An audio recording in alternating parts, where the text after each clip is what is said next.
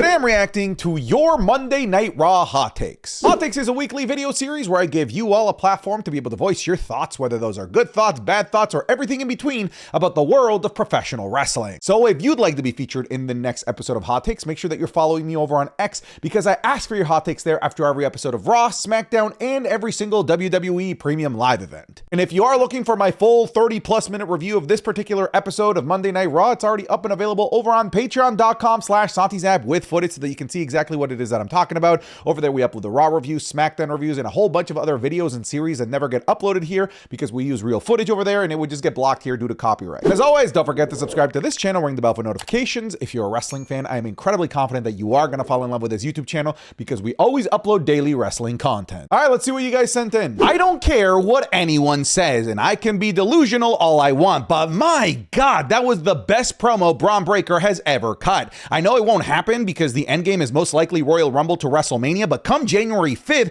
you can bet your life on it that I am cheering for Bron Breaker. I don't think that you're being delusional at all. I think that was objectively Bron Breaker's best promo of his entire career, main roster or NXT. I haven't heard him sound better on the mic than on this promo right here. He seems so believable, so genuine, so intense, and he felt right at home, and this should cut any doubt that this man doesn't know how to cut a promo because that was utterly fantastic. Now, you say that it's not likely that he's going to win on January 5th. I actually disagree. I think he's the favorite going into this, considering one, he is clearly the future that the WWE is going to build towards, but also we have this hooded mass figure ever looming that I could absolutely see costing CM Punk that match and subsequently giving Bron Breakker the World Heavyweight Championship and then subsequently also revealing whoever it is that joins the Vision. Unless we're expecting this mass hooded figure thing to get dragged out for even longer than that, which I wouldn't put it past WWE, but I just don't think that that's going to end up being the case. I'm willing to bet that they unveil who the mass figure is at this show. And I can't believe I'm also agreeing with the sentiment of rooting for Bron Breakker because I'm such a giant CM Punk fan, but after that promo and his recent in-ring performances, how can you not get behind this guy? How can you not see that this is the future of WWE? This is a guy that needs to be holding World Championship gold at some point within the next couple of months.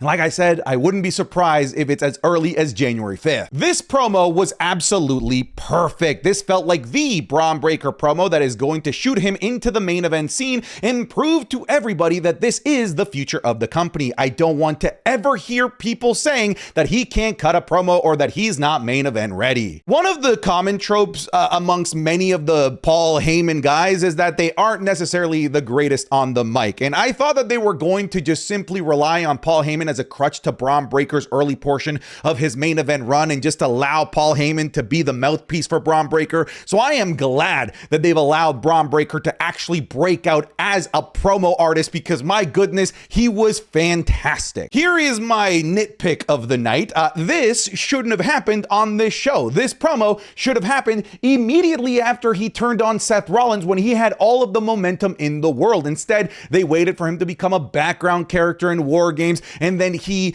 won, but like not really because he needed the hooded figure's help to beat CM Punk. So a lot of the thunder of Bron Breakker's pin against CM Punk was kind of stolen away from him. I think that they chose the wrong time to do this. They should have just done it immediately after Bron Breakker kicked out Seth Rollins out of the Vision, and that truly would have propelled him to superstardom if you ask me. This feels a little bit too late, but it's better late than never because it still worked, it still landed its mark, and it's still going to propel him to the main event and probably keep him there forever. Them adding Liv Morgan back into the Judgment Day opposed to feuding with them is the right call. Have Liv win the world title to get betrayed, setting up their WrestleMania feud. Maybe there will be a betrayal angle between Finn Balor and Roxanne Perez taking out Liv Morgan, but I'm not even thinking about that. Right now, what I'm happy about is the fact that they've reinserted Liv Morgan into a main event caliber star, and they are now waiting for it. They just immediately, right off the back of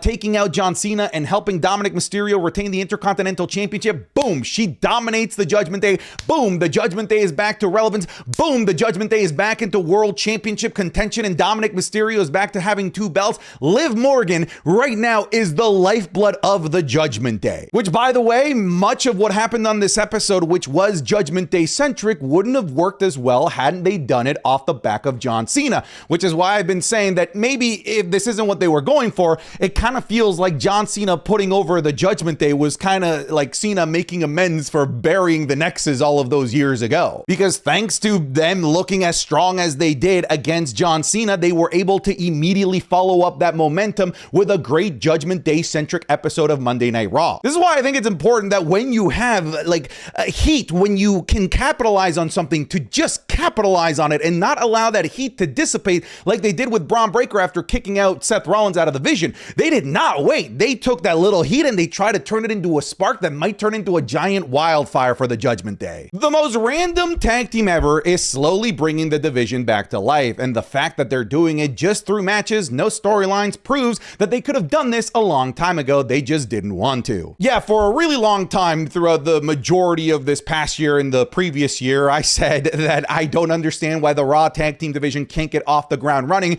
considering they had the perfect blueprint to follow off the back of the rebirth of the SmackDown tag team division. And it looks like they're finally doing it, because the SmackDown tag team division came to life and reignited and became one of the most exciting things on WWE programming in a long time, not because of storylines, not because of relationships and heel turns or anything that makes professional wrestling what it is, but they did it with the actual wrestling portion of professional wrestling, and then they eventually grew to have feuds and storylines and characters, and it worked perfectly for the revival of the SmackDown tag team division, and it looks like they might finally be following that blueprint here on Monday Night Raw with AJ Lee. I'm not gonna call them Dragon Styles, okay? They will forever be AJ Lee, the tag team, as far as I'm concerned. Would it be nice if they got storylines? Sure, but we are kind of, unfortunately, in a position where beggars can't be choosers, so I'm just glad that they're doing something with the tag team division, and that something led to a fantastic match between AJ Lee and the New Day. And sure, AJ Lee versus the War Raiders isn't particularly exciting, considering we haven't seen the War Raiders in like 2 months, and it makes no sense for them to get a tag team championship match in the first place,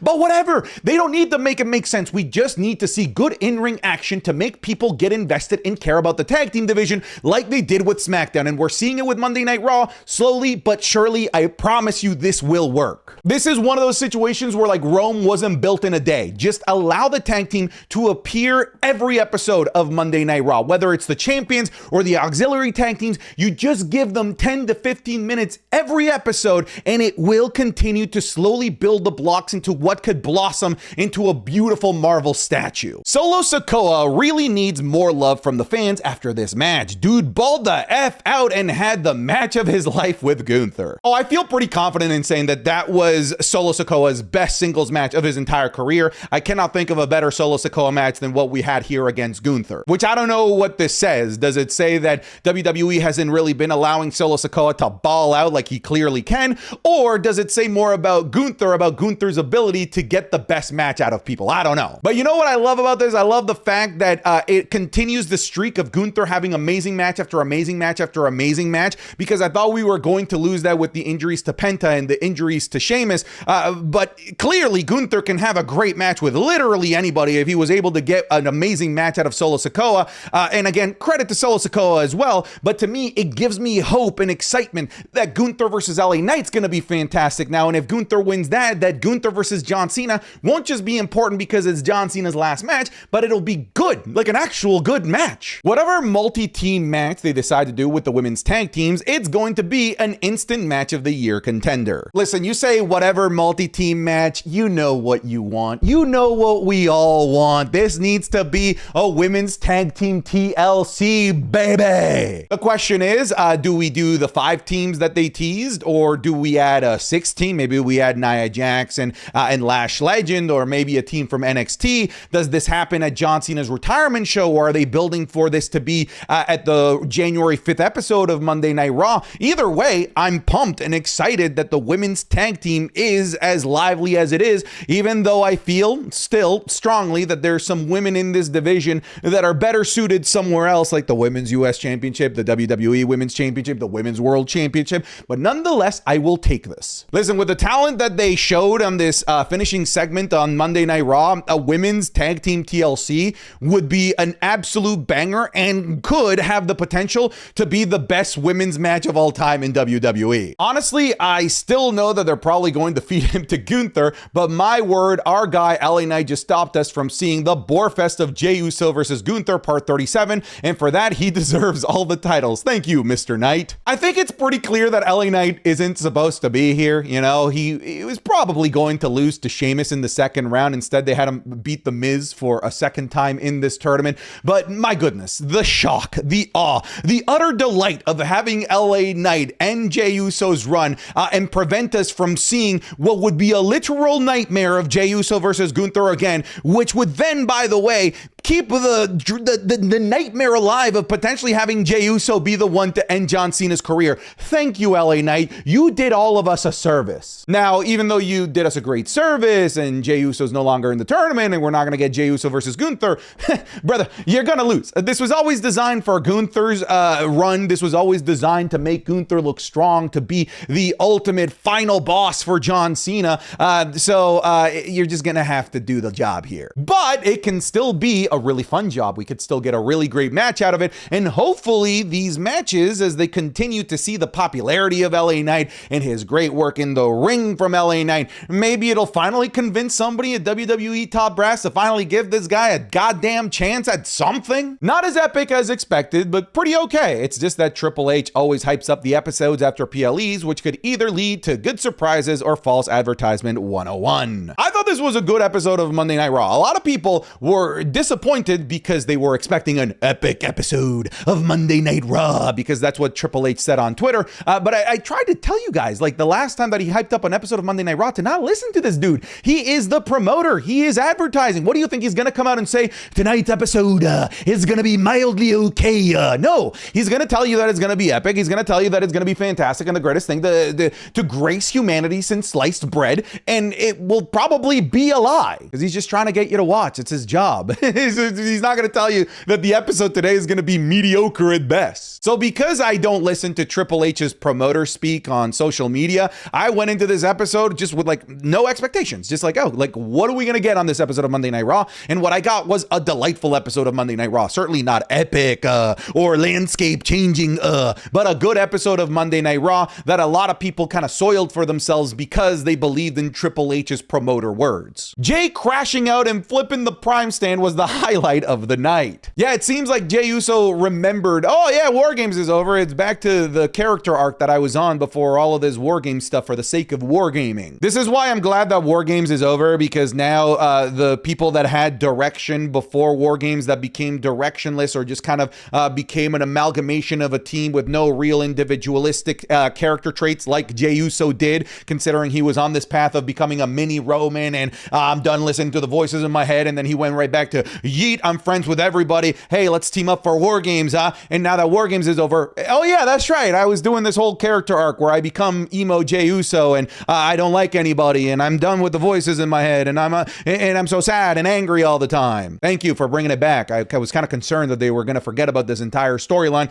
but yeah, I'm glad that we're back to this. I'm glad that we're back to telling a narrative about Jey Uso's character growth and his character arc, because it desperately needs it, in my opinion. WWE has to break up their big stars in the women's tag team division. I feel as though they are all on tag teams with each other instead of building meaningful feuds. Well, they can have meaningful feuds within the tag team division, and I'm glad that they're doing that. I'm glad that the women's tag team division is alive and well, and it's part of the main event scene. I don't want them to like take away from that. I want the women's tag team division to continue to get some of these big names and continue to get the spotlight that it deserves. But to a degree, like I agree with you. I do feel like this super stacked women's tag team division, they don't need everybody that's in there. They could do away with a Charlotte and an Alexa Bliss. They could do away without Rhea Ripley and an Io Sky, and we could insert those women into other more high profile places where, let's face it, they are desperately needed. The women's singles titles both on SmackDown and the women's world title on Monday Night Raw, it's a bit of a wasteland. At least for the women's world title, we now have Liv Morgan knocking at the door, but for Jade Cargill and for who the hell is our women's US champion? Chelsea Green, there's just nothing for them at the moment. So much so that they're feuding with each other. Not revealing the masked man from the War Games match is quite the choice. I really hope that this doesn't turn into another 6+ month build into something that is dead on arrival. I don't think that this is going to be 6 months. I do think that we're going to wait a while. I look at the schedule of things that are left. We have a bunch of pre-recorded episodes there to end the year, for Christmas, for New Year's, and then we have the lead up to John Cena's retirement show. I don't think that they're going to use the month of December to make this big reveal. I do think that they're going to wait for a bigger platform to reveal it, and I go back to suggesting and predicting that it's going to be on the January 5th edition of Monday Night Raw, and that the hooded Batman figure, like Bron Breaker called him, is going to play a big role in deciding who wins and who walks out with the World Heavyweight Championship, Bron Breaker or CM Punk. Now, in terms of who it is, odds-on favorite is probably like an Austin Theory. I really like the theory, no pun intended, that this is canonically Seth Rollins, but they're having somebody be a body double for Seth Rollins so that the Seth Rollins character can be alive within the storytelling and involving himself in things,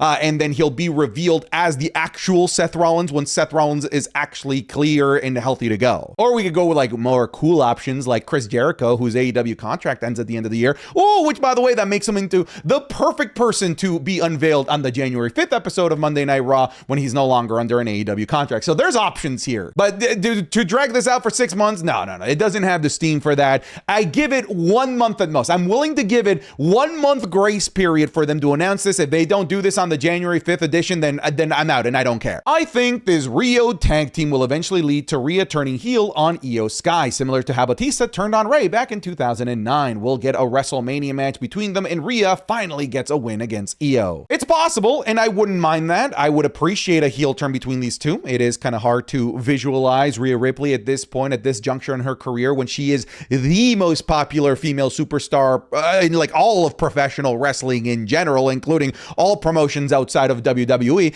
It's tough to visualize WWE turning that type of character with that much popularity heel at the moment. We know she can play the heel role perfectly fine. It's just tough to believe that WWE is going to do that. If anything, they might be more inclined to do it with Io Sky, as likable as she is. Or maybe they do kind of take a playbook of a Rey Mysterio storyline, but instead of Rey Mysterio and Batista, maybe we might be looking at Rey Mysterio and Eddie Guerrero, where they went into their WrestleMania match as a tag team, as friends, and they just wanted to see who the better wrestler was, and off the back of that, they built a crazy feud that ended up with a custody of Dominic Mysterio ladder match. I'm not saying that we're going to lead to the custody of somebody ladder match, but we can have two friends that have a professional rivalry that are just trying to figure out who the best woman is at WrestleMania. It can work that way too without somebody turning heel. Liv had 3 segments on her first day back on Monday Night Raw. It's evident that WWE is very confident with Liv Morgan. She has significantly become a crowd favorite, and it is time for her to get a Royal Rumble win and head to WrestleMania. So a lot of people are thinking that because Liv Morgan went up to Stephanie Vaquer, that Liv Morgan is immediately Stephanie Vaquer's next feud. I'm more inclined to believe that that's just a hint to a potential WrestleMania match between Liv Morgan and Stephanie Vaquer, because I think the best path for Liv Morgan to get to the World Championship, the best path that makes the most sense based on her current popularity and where she is in the card, is to win the Royal Rumble, as opposed to just getting a championship match on the January 5th edition, for example. I don't want Liv Morgan to be the next person up, because when she is up at bat, she's going to win. I would rather Stephanie Vaquer get a proper championship reign with this thing and hold this thing to WrestleMania and then lose it to Liv Morgan. But you're right about WWE having a tremendous amount of trust with Liv Morgan, not just with all of her segments and appearances on Monday Night Raw and where they're placing her in the order, and the fact that now that she's back, Judgment Day is back to being dangerous, but also the fact that they trusted her with the whole John Cena angle at Survivor Series War Games. It's very clear that they're very high on Liv Morgan, and understandably so. The New Day was on demon time today. I haven't seen that energy out of them so far in their heel run. Genuinely excited to see what happens with them going forward with chasing the titles. I agree, that match between AJ Lee and the New Day was utterly fantastic. The finish was so cool, like just such a cool way to springboard somebody into a Styles clash. Badass as hell. But it takes two to tango. As great as AJ Lee are as in-ring performers and as a tag team, they need a great dancing partners, and the New Day are absolutely just that. And they are also currently like the only actual characters in the tag team division. And if we're going to rebuild this tag team division, yes, we can do it off the back of great matches like they did with SmackDown, but eventually the characters will need to flourish. Eventually people will need to care about individual motivations of each tag team, and the New Day are the best position to give us the best motivation and the best character driven work. So the New Day, even though they lost here, I think they are going to be an absolute absolutely crucial and pivotal cornerstone of the rebuild of the Raw tag team division, even if they're not the champs. Looking at the bracket, I thought that this was going to be an underwhelming semifinal. Couldn't be more wrong. I thought that was a fantastic match. Solo and Gunther worked great together. Yeah, that was a great meat on meat, like meat slapping fest of a match. And I also thought that this was going to be underwhelming, but it does look like WWE is dead set on making sure that every single match that Gunther has in this tournament is like a match of the year contender in some way, shape, or form. Like I said, to make you fall in love with the idea of Gunther being John Cena's final opponent. The path was a lot easier to make that happen with the likes of Penta and Sheamus likely being upcoming matches for Gunther, but the fact that they were able to continue down this path with the same plan with Solo, Sikoa, and they're probably going to be able to do it with LA Knight proves that to me this was WWE's plan all along. Just an unbelievable set of performances from Gunther so that we all fall in love with the idea of Gunther being the final opponent for Cena. Natty, not Natalya, is taking Maxxine's title. First and foremost, yes, I actually agree with this sentiment, but the other thing that I want to talk about is that vignette that they did of Maxxine being beat up and working super hard in the dungeon of Natty Neidhart. Funny enough, I do think that that segment both worked and didn't work. It worked because it was like, cool, all right, I want to see what comes out of this, what version of Maxxine Dupri we get, because we're going to need a more badass version of Maxxine Dupri if she's going to take on the Pitbull Ivy Nile.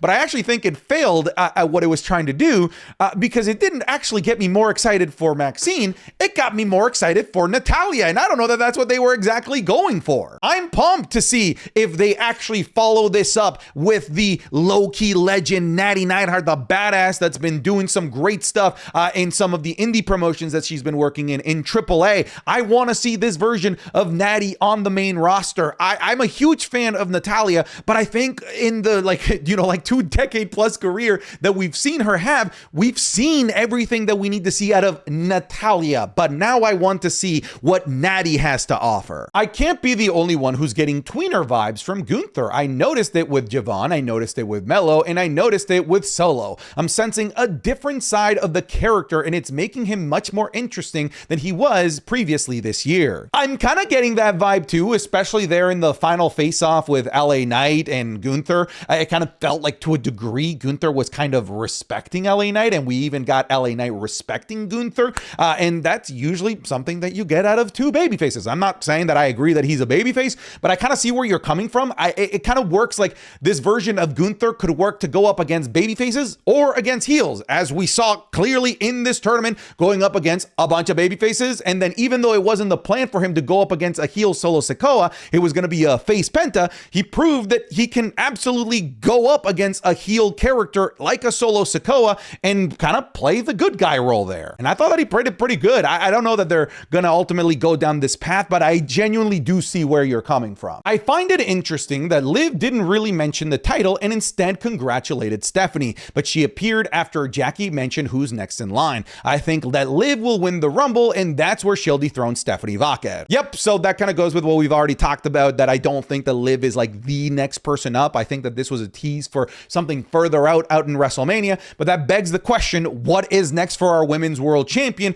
Because it seems like if it's not Liv Morgan, which I don't think it is, that they don't have anybody because they're all busy in the women's tag team division, and it goes back to saying we need some help in these women's singles title scenes. Who do we got? I don't think that they're going to be running Nikki Bella anytime soon. They did say that we were going to get Raquel Rodriguez getting an opportunity against the winner, but now Raquel Rodriguez going after the women's world championship just seems less appetizing, knowing that there's a bigger shark looming within the Judgment Day named Liv Morgan. So now I'm a little bit concerned that we're just gonna get back to back filler feuds without real substance for Stephanie Vaquer up until they inevitably actually run something with Liv Morgan, which I don't think will be till WrestleMania, which even though it seems close to now, it's 5 months from now. Lyra and Bayley have been on the shelf for far too long. It's a crime that they were left off of War Games. If they are doing a women's TLC match, they should win it in order to further the storyline and put them on equal footing with the rest of the top women's teams. I wouldn't mind that. On top of that, the real top women's teams, Rhea Ripley and Io Sky, Charlotte Flair and Alexa Bliss, after whatever it is that they do here, I feel like they need to go on their separate ways and become single stars, but I don't necessarily believe that of Lyra Valkyria and Bayley. I think that they can actually be in the women's tag team division and have feuds that make sense with the storylines that are currently happening, like feuding with the Kabuki Warriors, considering we had that segment backstage where Asuka is upset at Bayley for not joining their team, and we still have the potential like bipolar Bayley. We don't know what side she's on, who she's friends with, who she's mad at, etc., etc. So I actually don't mind the idea of Bayley and Lyra winning here, because it opens up our single stars to be single stars while still giving the tag titles to a team that can tell tag team related storylines. These were my signs. Dude, okay, so these signs were like dead center, camera front, all episode of Monday Night Raw, and I knew it was one of my viewers. We created that wah wah wah wah wah wah, taking it all stupid meme about Solo Sikoa's entrance theme. I knew it. I knew you were one of mine. CM Punk versus Bron Breaker for the World Heavyweight title on the Raw episode is a massive mistake. This should be on a pay-per-view event. You have two legends in the business in a growing story that has been treated as just another match. Also, Punk is definitely losing the belt. Well, I don't know that Bron Breaker is a legend yet, all right? I think we're kind of throwing that word a little bit loosely. CM Punk, yes, absolutely. Bron Breaker, maybe a budding legend, somebody that has the potential to eventually get there. But I don't mind this, because I think you can still run it on pay-per-view. I don't know what's stopping us from WWE, if they really wanted to run this match on Monday Night Raw and then maybe run it at Elimination Chamber, or hell, maybe they even run it at WrestleMania. Just because it's happening on this episode of Monday Night Raw doesn't exclude us from the ability of being able to get it on a pay-per-view. And I honestly really like the idea of the first episode of Monday Night Raw always being a pay-per-view level kind of show on Monday Night Raw. They did it 2 years ago with Raw Day 1. They did it last year with Raw on Netflix. And I hope it kind of becomes a tradition, because we are kind of missing a PLE in that like early portion of the year, because then we don't really have anything until like February with the Royal Rumble. I never thought I'd say that the women's tag team division is the best thing in WWE, but that day has come. Yeah, if you told me 2 years ago that the women's tag team division was going to have a bunch of main eventers and it was going to be closing out multiple episodes of Monday Night Raw and it was going to be the catalyst for a Survivor Series War Games match, I would literally like laugh in your face, slap you, and spit on you, because I just believe that you were lying to me. And here we are. It's the end of 2025. We're going into 2026, and somehow WWE has turned these tag titles around. These tag titles didn't mean anything. There was a stretch of time where I would just straight up forget who the women's tag team champions are, because WWE would never feature them. And then here we are in a world where Rhea Ripley, Charlotte Flair, Alexa Bliss, Io Sky, and Asuka and Bayley are all vying for these freaking titles. It's a crazy timeline. All right, folks, thank you so very much for watching this episode of Hot Takes. I'll see you guys in the next one. Take care. Goodbye. Get out of here.